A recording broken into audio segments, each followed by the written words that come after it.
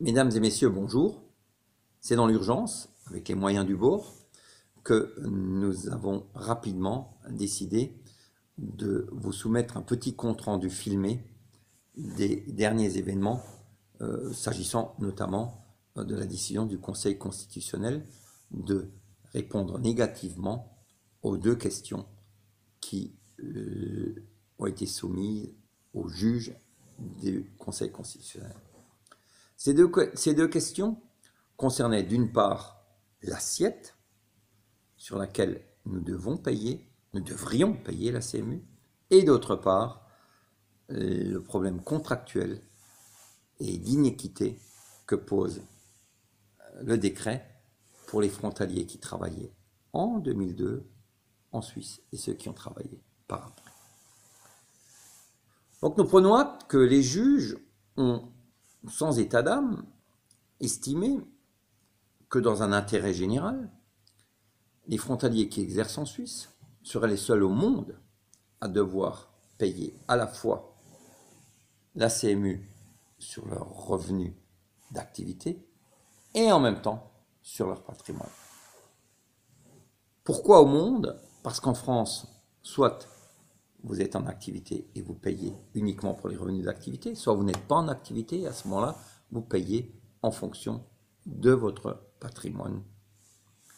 Si vous êtes français à l'étranger et que vous souhaitez cotiser à l'assurance maladie de la Caisse des Français à l'étranger, qui n'est rien d'autre que la CMU bis, en l'occurrence, donc pour la Caisse maladie, à ce moment-là, vous paierez une cotisation en fonction d'un revenu plafonné. Et plafonné sous 40 000 euros par an, revenu annuel de 40 000 euros par an. Donc on voit bien qu'il y a une grande disparité, mais rappelons-le surtout, en aucun cas la Constitution ne prévoit l'équité ou l'égalité pour les citoyens quand il s'agit d'intérêt général. La question se pose, permettons de la poser, pourquoi on nous dit à ce jour que, par exemple, l'instauration d'une fiscalisation au-delà de 75% de ses revenus, etc., n'est absolument pas rentable puisque on économiserait, ça permettrait de faire entrer dans les caisses d'État que 450 millions d'euros. Donc des PKD, mais l'assurance maladie des frontaliers, autant que je sache, doit rentrer à peu près 150 millions d'euros. Donc on se rend quand même compte que la rentabilité, suivant la situation de certaines personnes, pour l'État n'est pas la même. Par ailleurs, je constate aussi que pour les travailleurs frontaliers, on a estimé simplement et politiquement, puisque ce sont quand même les juges du Conseil d'État, ce sont des anciens hommes politiques qui avaient des fonctions politiques, que nous avons largement assez de revenus pour pouvoir être discriminés, parce que c'est une discrimination, c'est clair. L'assiette sur laquelle nous devrions payer des cotisations est pour moi une discrimination. Pour l'ensemble du comité de défense des frontaliers, il y aura une discrimination. Par ailleurs, nous permettons surtout de préciser, de bien préciser, que la décision du Conseil constitutionnel n'est qu'une bataille qui est perdue, mais pas du tout la guerre. Pour ceux qui se réjouissent, comme c'est le cas pour le groupement transfrontalier européen, de la décision du Conseil constitutionnel, et qui disent qu'ils avaient raison de ne pas attaquer le décret, de ne pas le contester, et qui aujourd'hui d'ailleurs proclament que la meilleure des solutions, c'est vraiment la caisse primaire d'assurance maladie, c'est la CMU, nous répondons simplement une chose. D'une part, nous allons, je le répète, ces prochaines semaines, passer à la deuxième vitesse par le biais de la commission de recours à l'amiable de la sécurité sociale et ensuite par le TAS. Et nous allons demander parallèlement et intégrer dans notre requête au TAS une question préjudicielle à la Cour européenne de justice. Il est à noter une chose très importante. Et nous sommes très surpris que le groupement transfrontalier européen, qui pourtant se dit très qualifié dans le domaine, n'ait pas constaté qu'il y a double cotisation, en tout état de cause, avec la CMU, pour les frontaliers exerçant en Suisse. Pourquoi double cotisation? Nous payons pour la CMU en France et nous serions couverts à la fois pour la maladie et la grossesse, mais aussi pour tous les risques liés à l'accident. Or, pour tous ces risques liés à l'accident, nous sommes déjà obligatoirement assujettis à cotisation en Suisse. Et le droit communautaire interdit toute double cotisation sociale obligatoire, aussi infime soit-elle. Donc, en tout état de cause, je ne vois pas par quel biais on pourrait légaliser les pratiques arbitraires qui devraient nous être appliquées. Par ailleurs, et je le regrette, c'est le gouvernement français qui nous y oblige, nous allons ouvrir une autre grande porte, à savoir, nous allons demander aux frontaliers, qui en ont les moyens, puisque tous ne l'ont pas les moyens, de s'assurer auprès de la LAMAL en Suisse. Alors c'est très surprenant et étonnant. Surprenant pourquoi? Parce que d'une part, nous avions toujours considéré, nous considérons encore et nous continuerons à considérer que le maintien du droit d'option tel qu'il existe devrait continuer à exister. À savoir l'assurance maladie suisse, l'assurance maladie que nous avions jusqu'à présent, privée ou mutuelle privée, et CMU. S'il faut supprimer la CMU, c'est pas grave, puisque j'estime à juste titre que pour les assurances privées, si elles devaient continuer à exister, il faudra aussi prendre en charge les personnes, quel que soit leur état de santé, quel que soit leur âge. Ça coûtera un petit peu plus cher, mais en tout cas nettement moins cher que le tarif de la CMU. Ça, je peux vous le dire dès à présent. Et en plus, jamais nous n'avons exigé davantage ni de privilèges. Donc cette question serait résolue par ce biais aussi. Parallèlement, vous le savez pour certains, le tribunal de Genève, le 29 janvier de cette année, a donné gain de cause à une dame frontalière, certes de nationalité suisse, mais frontalière avant tout, donc qui réside en France. Le fait qu'elle soit de nationalité suisse ou non ne change rien à cet arrêt. Elle a donné gain de cause puisque cette dame, à juste titre, a expliqué qu'en 2002, on ne lui avait pas soumis le droit d'option. Et tel est le cas de l'ensemble des frontaliers à Bâle-Ville, Bâle-Campagne et Soleure. Jamais ces frontaliers n'ont reçu le formulaire qui a été établi par les deux pays et par le biais duquel ils devaient exprimer leur option. À ce jour, de 2002 jusqu'à 2014, les frontaliers n'ont pas, dans ces trois cantons-là, exprimé leur droit d'option.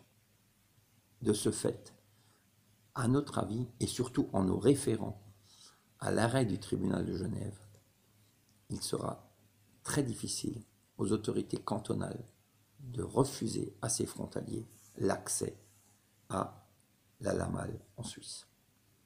Donc nous ouvrons une nouvelle porte. Nous allons, la semaine prochaine, ou plus tard après Pâques, vous soumettre par le biais de notre site une lettre type par le biais de laquelle vous pourrez demander à être affilié à la CMU, à la LAMAL.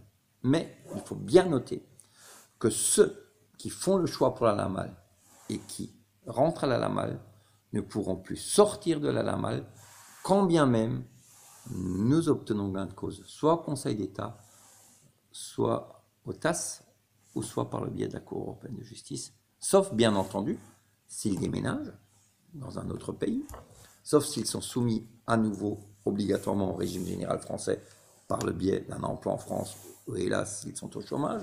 Donc sous ces conditions-là, et sous ces seules conditions, ils pourraient effectivement changer d'assurance.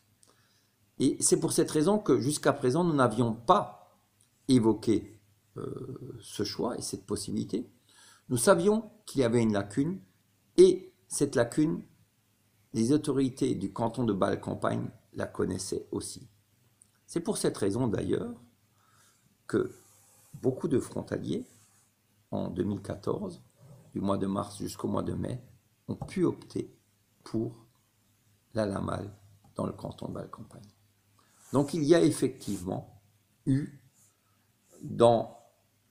en tout état de cause, dans ces 3 cantons, il y a eu une grande lacune au niveau du respect des modalités du droit d'option.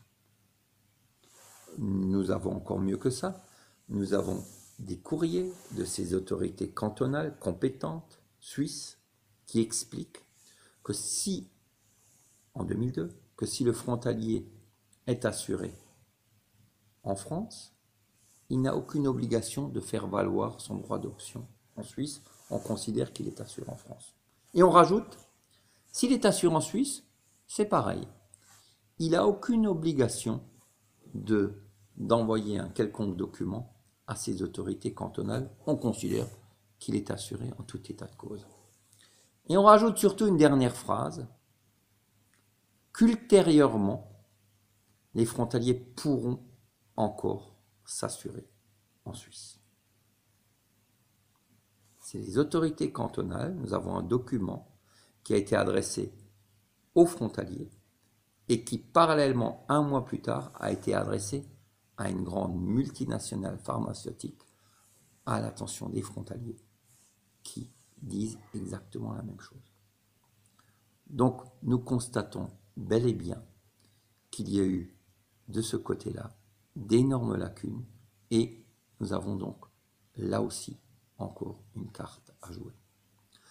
Maintenant, le groupement transfrontalier européen, nous l'avons vu dernièrement, explique qu'effectivement, dans le canton de Genève, il sera encore possible à des frontaliers d'intégrer la Lamal, mais que ceux qui sont inscrits à la CPM, grâce à eux, puisqu'ils ont beaucoup contribué, puisqu'ils ont leurs bureaux qui sont ouverts à la caisse primaire d'assurance maladie, pour aider ces gens à s'inscrire beaucoup plus rapidement, que tous les gens qui sont inscrits à la caisse primaire d'assurance maladie ne pourraient plus en sortir.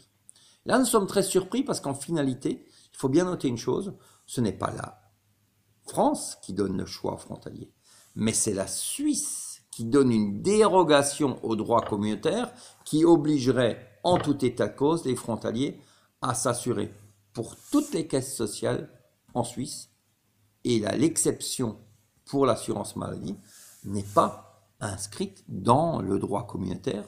C'est une mesure dérogative réservée à la Suisse pour les pays limitrophes.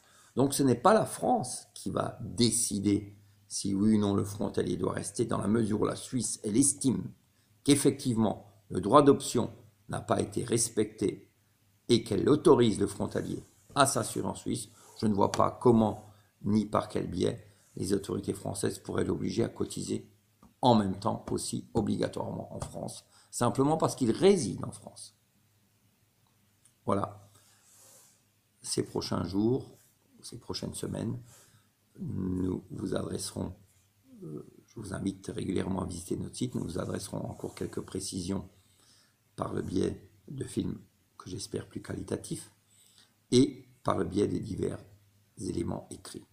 En tout état de cause, sachez une chose, si nous avons mené la bataille, et nous ne sommes pas en bataille, c'est une guerre pratiquement, une guerre juridique, bien pacifique, il faut quand même le dire, c'est que nous sommes armés pour cela. Nous ne sommes pas partis avec la fleur au fusil, avec un esprit populiste, ou par volonté de faire de la propagande, loin de là. Nous sommes partis parce que nous sommes conscients qu'en tout état de cause, il est juridiquement, que ce soit dans le droit français ou en tout état de cause dans le droit communautaire, impossible de nous appliquer le décret tel qu'il a été sorti. Je rappelle enfin une dernière chose. Il y a un grave problème conventionnel, non pas constitutionnel, mais conventionnel, qui est cité dans notre requête au Conseil d'État. Et nous attendons la décision des juges du Conseil d'État s'agissant de ce moyen de droit que nous avons soumis. Et nous attendons vraiment avec impatience que le Conseil constitutionnel nous réponde sur ce sujet. Voilà. Rien n'est perdu, rien n'est gagné, certes, mais absolument rien n'est perdu. Merci de votre attention. À bientôt.